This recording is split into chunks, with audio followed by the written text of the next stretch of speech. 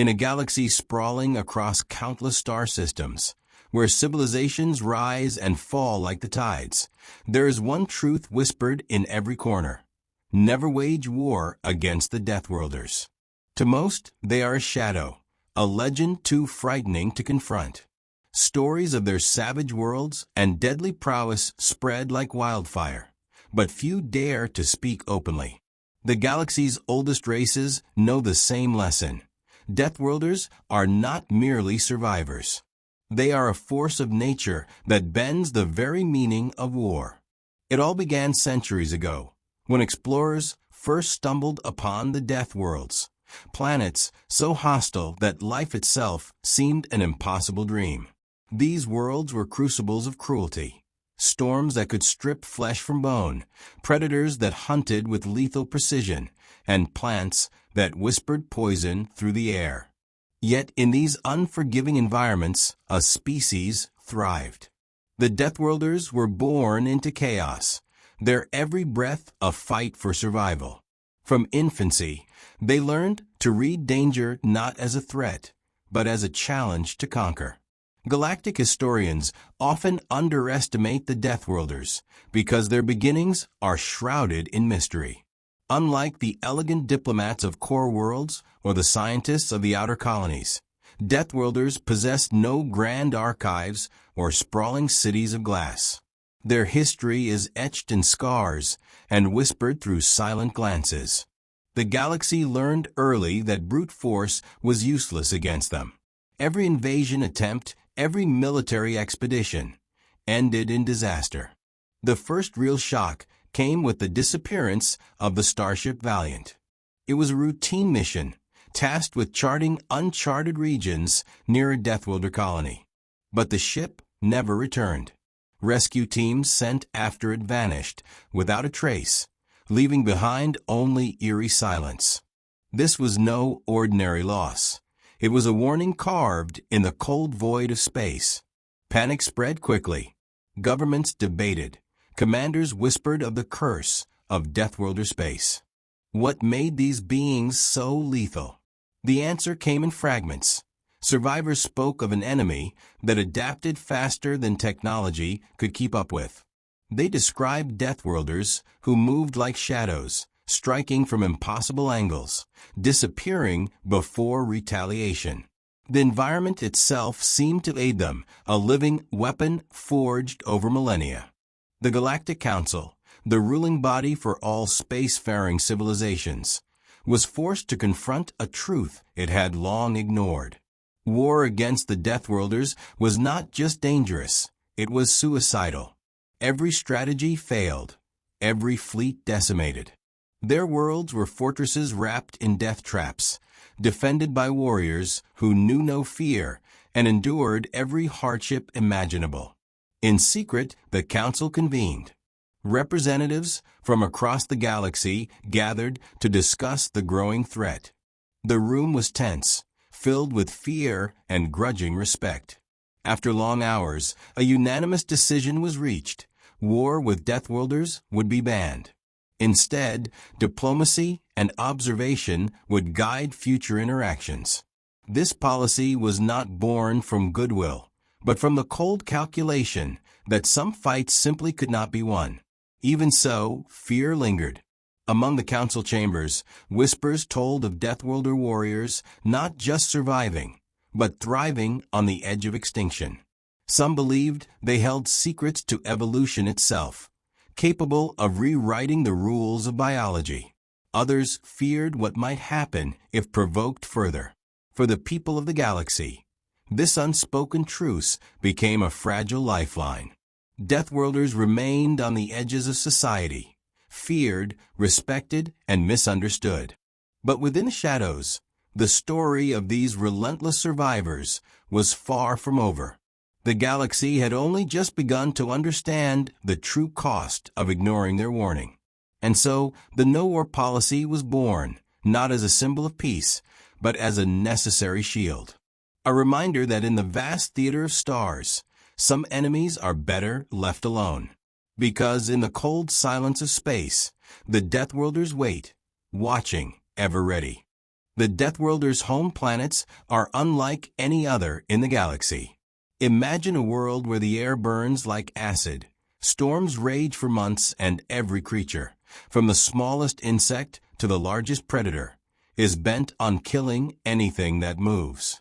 These worlds are not for the faint of heart. To live here is to live every moment on the edge of oblivion. And from these brutal landscapes, the Deathworlders emerge, hardened, fearless, and deadly. From the moment they take their first breath, Deathworlders face a relentless test. Their bodies develop to endure crushing pressure, toxic atmospheres, and intense radiation. Their skin is thick like armor, and their senses sharper than any known species. But it is their minds that set them apart, their ability to anticipate danger, to think several moves ahead, like a master chess player in a game where every piece fights to survive. Scientists across the galaxy have long tried to understand the Deathworlders' biology. What makes them so resilient? What allows them to survive wounds that would kill others? The truth is, many of these questions remain unanswered. The Deathworlders seem to possess an extraordinary capacity to heal, a rapid adaptation process that confounds even the most advanced medical technology. Their immune systems evolve in real time, developing resistance to poisons, diseases, and injuries at a pace no one else can match. But beyond their biology, it is the Deathworlders' culture that makes them truly formidable. Life on a death world is a constant struggle, shaping a society built on strength, honor, and unyielding willpower. They respect endurance and cunning over brute strength alone. A Deathworlder does not simply fight to kill, but to outthink, outlast, and outmaneuver their opponent. Every victory is hard-earned, every defeat a lesson burned into memory. This relentless environment creates warriors who are not just survivors, they are masters of survival. Their training begins in childhood with trials that would break other species. They learn to track invisible prey through toxic fogs, to move silently over unstable ground, and to read the subtle signs of shifting weather patterns that signal deadly storms. Their combat skills are refined through battles with nature itself, and with rival clans in fierce competitions for territory and resources. But what truly sets Deathworlders apart is their ability to remain calm under pressure. When most beings would panic or falter, Deathworlders thrive. Their hearts beat steady, their breath controlled, their minds sharp. This calmness in chaos is a product of centuries of adaptation to environments where panic means death. Galactic traders and explorers who have had rare contact with Deathworlders describe an unsettling presence, quiet, watchful, and patient. They say Deathworlders do not rush into conflict. Instead, they wait, observe, and choose the perfect moment to strike. This patience, combined with their brutal skill, makes them nearly unbeatable in combat. Despite their fearsome reputation, Deathworlders are not mindless killers. Their societies value loyalty, family, and survival not just of the individual, but of the entire group. They have complex codes of honor, and betrayal is met with swift and unforgiving justice. Outsiders often misunderstand these values, seeing only the ferocity and not the depth of their traditions. The galaxy's various factions have learned that diplomacy with Deathworlders requires respect and careful negotiation. Attempts to intimidate or coerce have only led to disaster. Instead, those who seek alliances or trade must understand the delicate balance of power and trust that governs Deathworlder society. Even with this knowledge, many species remain wary. The Deathworlder's survival instinct is sometimes mistaken for aggression. Misunderstandings have sparked conflicts, but most end quickly once the true nature of Deathworlders becomes clear. War with them is not a game of numbers or technology. It is a test of endurance and willpower that few can win. The galaxy watches Deathworlders with a mix of fear and fascination. They are a reminder that evolution is not about perfection, but survival against impossible odds. In a universe where many seek dominance, the Deathworlders stand as proof that the strongest are not always the loudest or the fastest, but those who endure when all else falls away.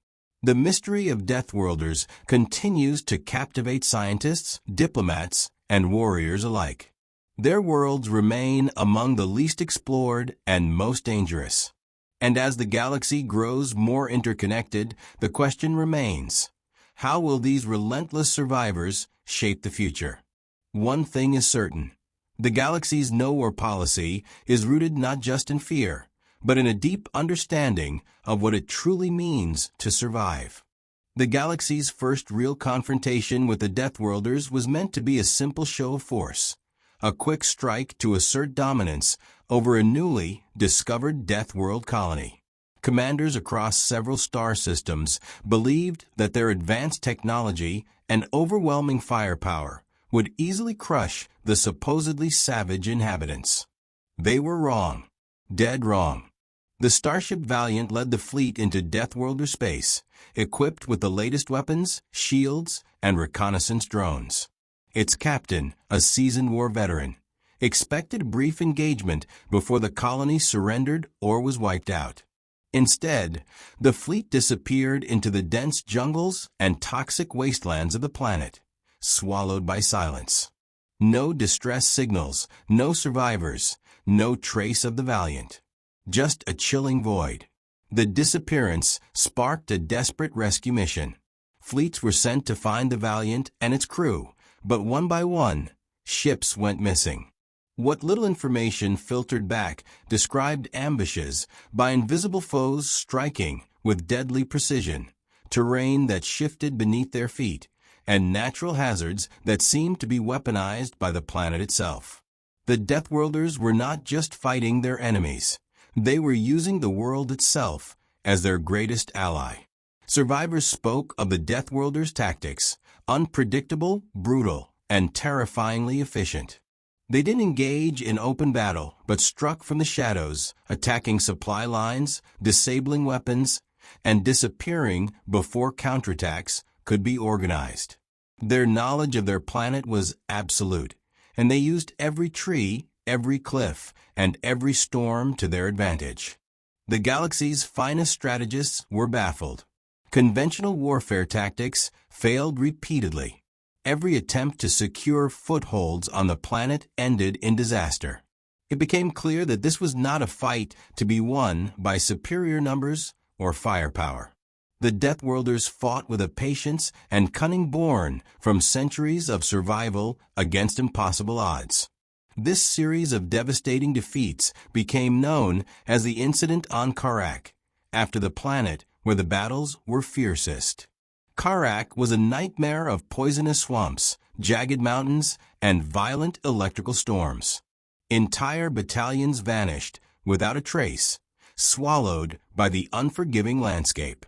The galaxy had never seen losses like this, and fear quickly replaced arrogance among the war councils. The incident forced the Galactic Council to reassess its policies. It was no longer a question of conquest, but of survival. They realized that Deathworlders were not just another species to be dominated. They were a natural force that could destroy entire fleets and armies without firing a single shot. The Council convened in secrecy, debating the unthinkable. Should war with Deathworlders be permanently forbidden? Some factions resisted, viewing the Deathworlders as a threat that must be eliminated for the galaxy's safety. Others argued that understanding and coexistence were the only paths forward. After intense deliberations, a fragile consensus emerged. The galaxy would establish a no-war policy regarding Deathworlders, a rule born from necessity and tempered by respect.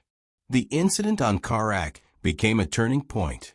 It marked the end of attempts to conquer Deathworlder worlds and the beginning of a new era, one of cautious diplomacy and uneasy peace. The story of Karak is told in hushed tones across starports and council chambers alike, a grim reminder of what happens when survival instincts meet overwhelming force. For the Deathworlders, Karak was a validation of their existence. It proved that their harsh upbringing and unforgiving worlds had prepared them to face any enemy and outlast any threat. To the galaxy, it was a warning. Some battles are not worth fighting, and some enemies are better left undefeated. The no-war policy may seem like a simple rule, but it carries deep implications. It reshapes how the galaxy views power, survival, and respect. It acknowledges that the greatest strength is not always in weapons, but in resilience, strategy, and the will to endure. As the galaxy moves forward, the legacy of the incident on Karak remains, a dark chapter that changed everything and taught the universe a lesson in humility. The Deathworlders are no longer just feared legends. They are living proof that the fiercest warriors are those who survive when all else fails. And in the vast silence of space, where stars burn cold and distant, the Deathworlders wait, watching, knowing their place in a galaxy that has learned to fear and respect them above all others. The Battle of Karak is etched into the memory of the galaxy as a nightmare no one could have predicted. What was meant to be a swift military operation to secure a strategic foothold turned into a deadly trap, a lesson written in blood and silence. The few survivors who escaped spoke of horrors that defied logic and strategy, forever changing the galaxy's view of the Deathworlders. Karak's landscape was a merciless maze of jagged cliffs, toxic swamps, and endless storms. The planet itself seemed alive, watching and waiting. Every step forward was a gamble. The invading forces relied on technology, drones, scanners, and heavy artillery to navigate the hostile environment, but the Deathworlders rendered these tools useless. They moved through the dense fog and poisonous mists like ghosts, invisible and unstoppable. From the very beginning, the enemy struck with precision. Small teams would vanish without a trace, ambushed by foes who knew every inch of the terrain. The Deathworlders' tactics were unlike any conventional warfare the galaxy had seen. They used the environment as a weapon, collapsing cliffs, igniting toxic gas pockets, and triggering storms with uncanny timing. The soldiers faced not only an enemy, but the wrath of the planet itself. The Valiant and other vessels tried to provide air support, but the thick atmosphere interfered with communications and targeting systems. Supply lines were cut off, leaving troops stranded and vulnerable. Morale plummeted as one unit after another was picked off, not in grand battles, but through relentless, unseen assaults. It was a war of attrition where the environment was the enemy's ally, and every moment was a fight for survival. The Deathworlders were patient hunters. They never rushed into battle, but waited for the perfect moment to strike. Survivors told stories of being stalked for days, surrounded by silence, so complete it was suffocating. Then, without warning, they were attacked from multiple directions, overwhelmed by numbers and ferocity they could not match. The battlefield was a grim testament to the Deathworlders' endurance and cunning. Leaders in the fleet realized too late that conventional military tactics were useless. Frontal assaults led only to massacre. Attempts to outflank or retreat were anticipated and countered. The Deathworlders seemed to think in patterns, predicting moves before they happened. It was as if the planet and its people were one living, breathing war machine. As casualties mounted, whispers spread among the troops about a darker truth. Some believed the Deathworlders had evolved beyond mere survival instincts. Others feared they possessed knowledge or powers lost to other species, an ability to control the environment or manipulate forces unknown. These rumors only added to the terror. The Battle of Karak ended not with victory or surrender, but with a retreat, one of the most devastating in galactic history. The fleet withdrew, leaving behind shattered ships, lost soldiers, and unanswered questions. The true cost was measured not just in lives lost, but in shattered confidence, and the realization that the galaxy had underestimated its deadliest enemy. In the aftermath, the Galactic Council faced an impossible choice: continue the war and risk total annihilation, or seek a new path, one that recognized the Deathworlders' strength and sought to avoid further bloodshed. The decision was unanimous but heavy with consequence. War with Deathworlders would no longer be tolerated. The Battle of Karak is remembered as a dark turning point, a brutal reminder that survival often depends not on might, but on respect and caution. It shaped the galaxy's no-war policy and forever changed the way civilizations approached the Deathworlders. Today, the story of Karak is told not to celebrate triumph, but to honor those who fell and to warn future generations.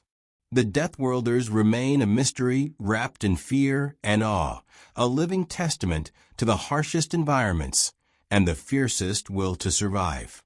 In the vast expanse of space, where silence is often mistaken for peace, the legacy of Karak endures, a shadow that lingers, reminding all who hear its tale that some battles are better left unfought. The aftermath of the Battle of Karak sent shockwaves through the galaxy.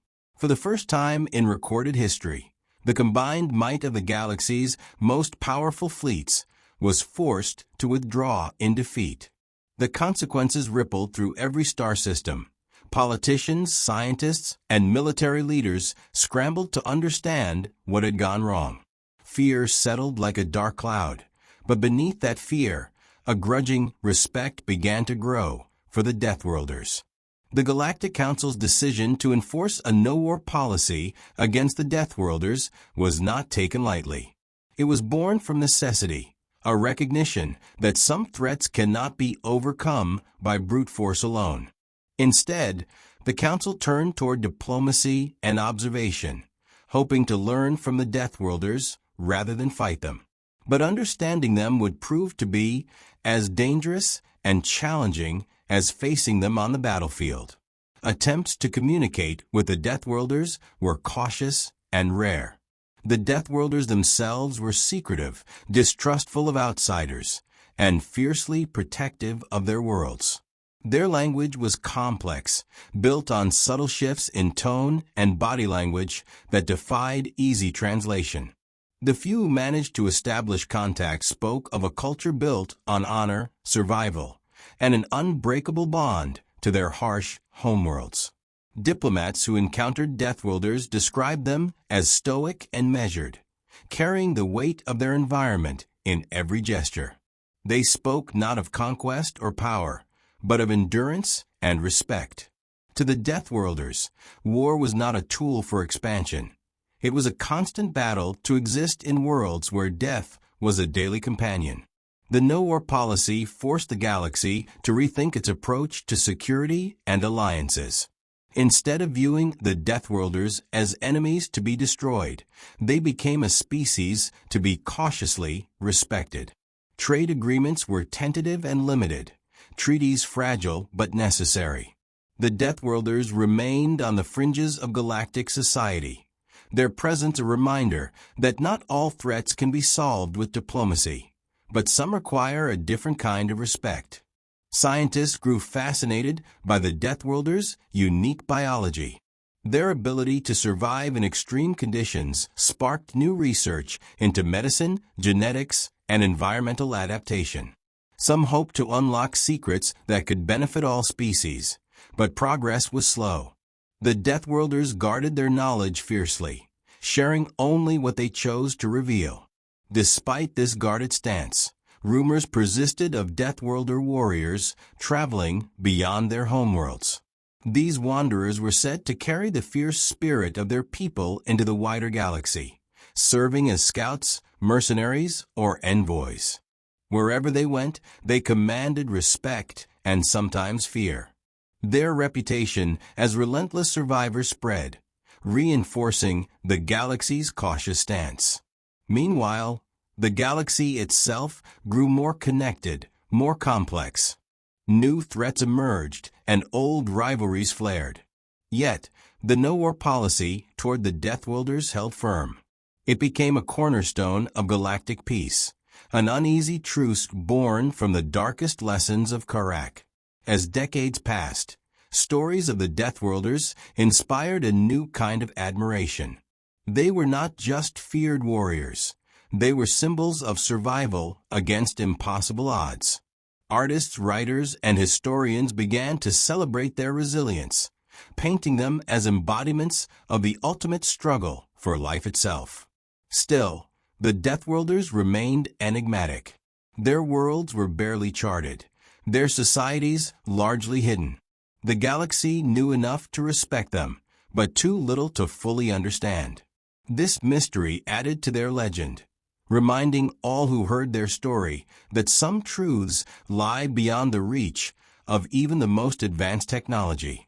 The no-war policy stands today as a testament to the galaxy's ability to learn from its failures.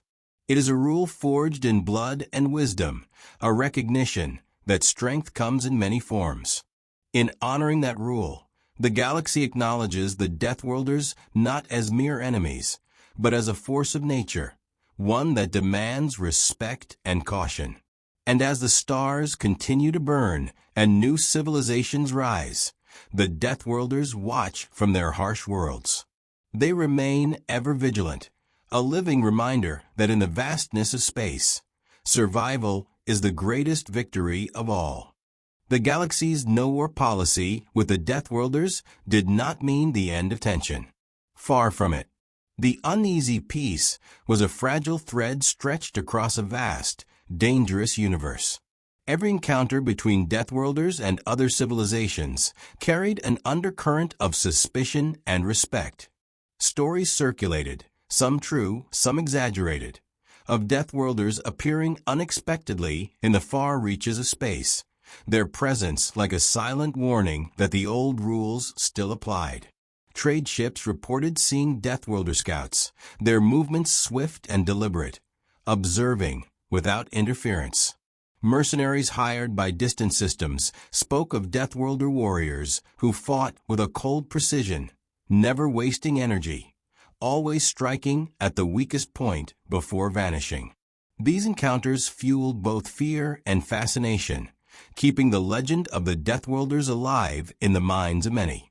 Yet, despite the mystery, the galaxy's major powers understood the importance of maintaining the no-war policy. They had witnessed firsthand the devastation the Deathworlders could bring, not through overwhelming force, but through endurance, patience, and an intimate understanding of their environment. Conventional warfare meant nothing against a species that could survive the deadliest conditions and outlast any siege. Diplomatic missions to Deathworlder worlds were few and far between. When they did occur, they were tense and brief, with every word weighed carefully. The Deathworlders spoke of survival, respect for nature's harsh laws, and the unbreakable bonds of kinship forged in the crucible of their worlds. To outsiders, their society seemed harsh but deeply honorable, a contrast to the political games and endless wars that plagued much of the galaxy. Within their own worlds, Deathworlders lived with a fierce pride. Every Deathworlder knew their place in the cycle of life and death, understanding that their survival was a daily victory. They trained their young to respect the planet's dangers, teaching them not only to fight, but to live with the land. Their cities were sparse, built with nature rather than against it, blending into the hostile landscapes that shaped them. Legend spoke of Deathworlder heroes who had survived impossible battles, their names whispered across star systems. These warriors were not mere fighters. They were symbols of endurance, inspiring fear and admiration alike. Their stories became part of the galaxy's collective memory, reminders of a species that refused to be broken.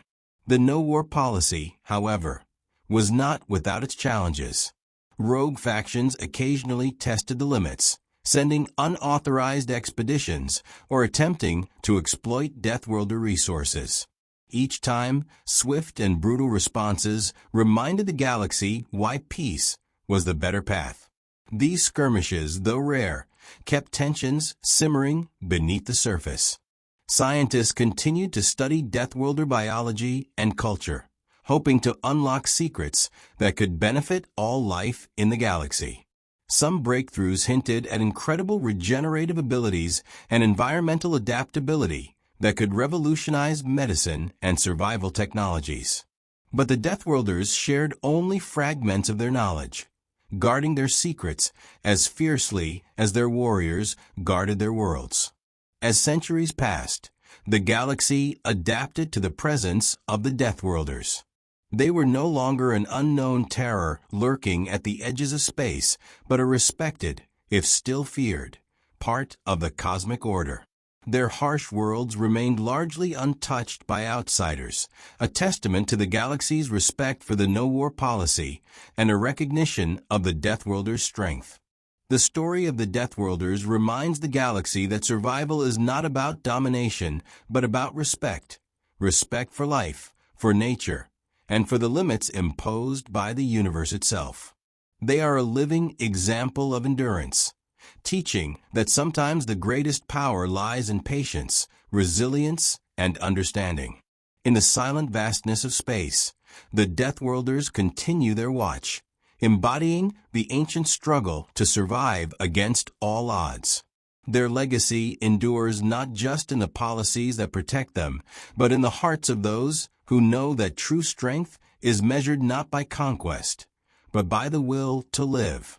The galaxy may never fully understand the Deathworlders, but it has learned one vital lesson.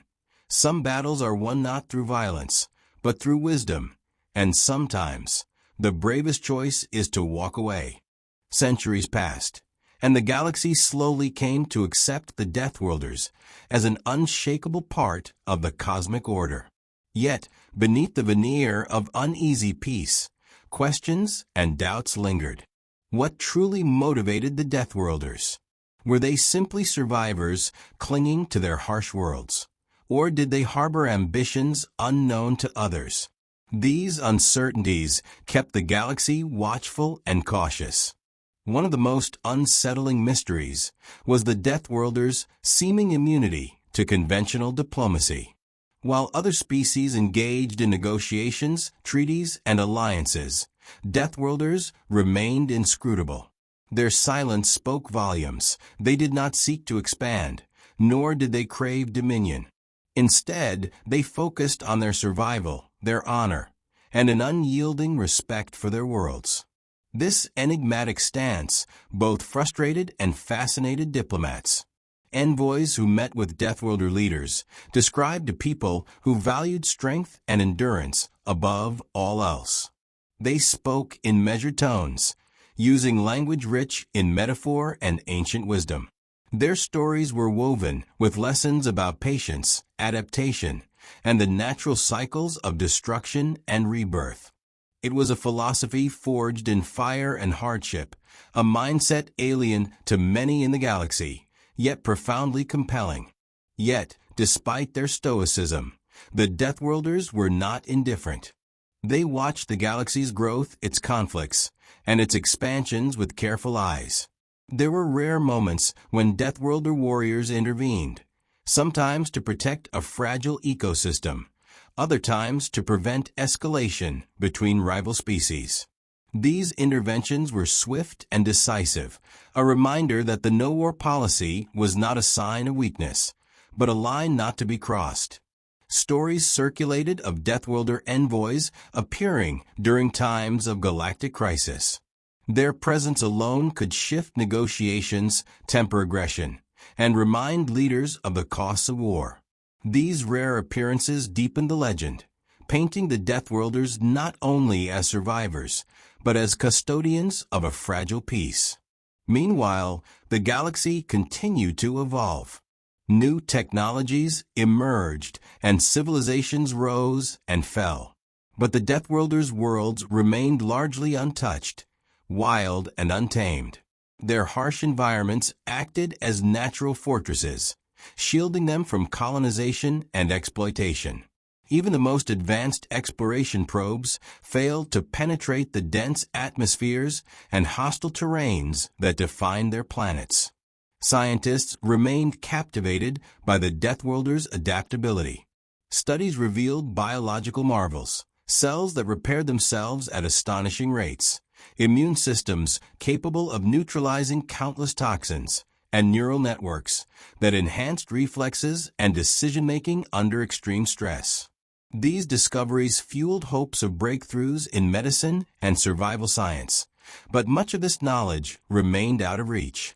The Deathworlders' cultural resilience was equally impressive.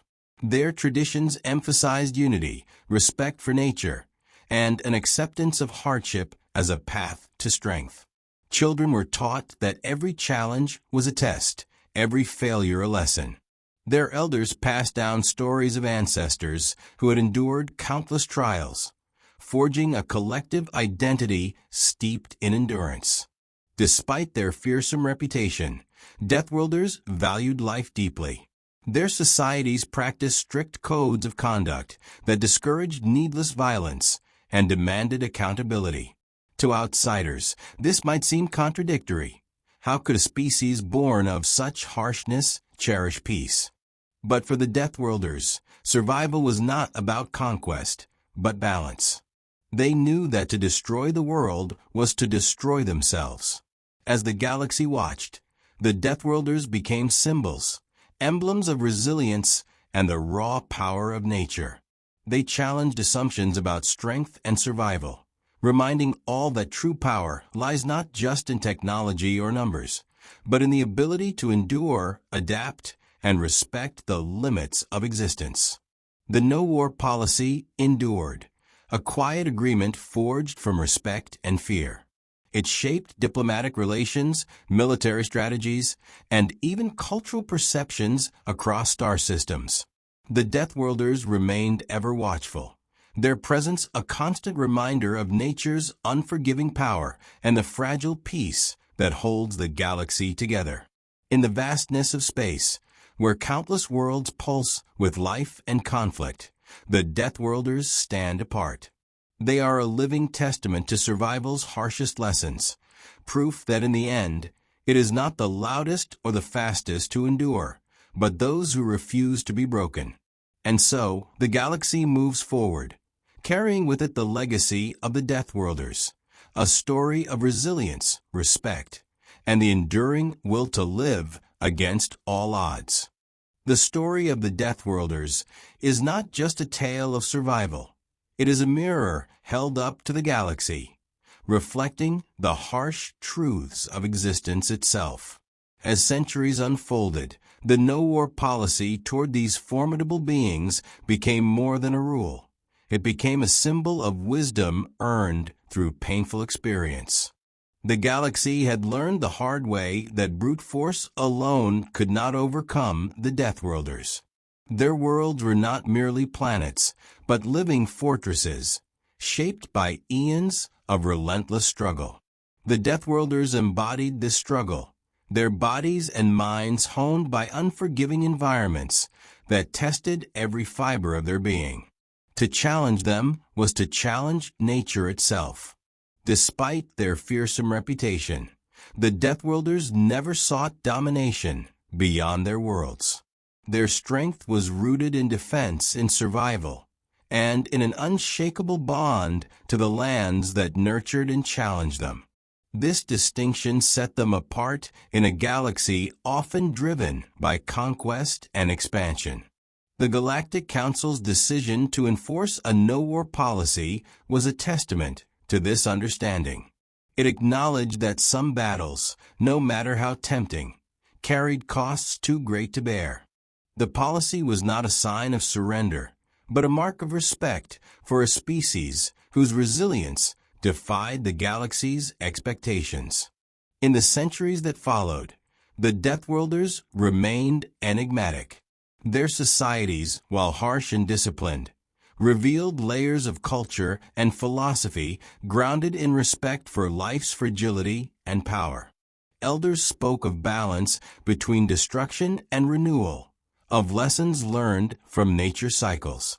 Young Deathworlders trained not only in combat, but in harmony with their environment, learning to read the subtle signs of the world around them. Diplomacy with the Deathworlders was rare but profound. When it occurred, it was marked by a deep sense of gravity and mutual recognition.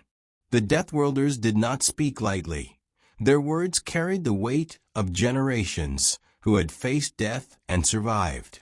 To negotiate with them was to engage with a living history of endurance. Outside their worlds, the Deathworlders' presence continued to influence galactic affairs.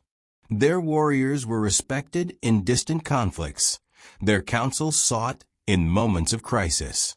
They acted as silent guardians, ensuring that the no-war policy was upheld, not just by decree, but by the undeniable force of their reputation. Scientists and explorers continued to be drawn to the mystery of the Deathworlders, studying their biology, culture, and history.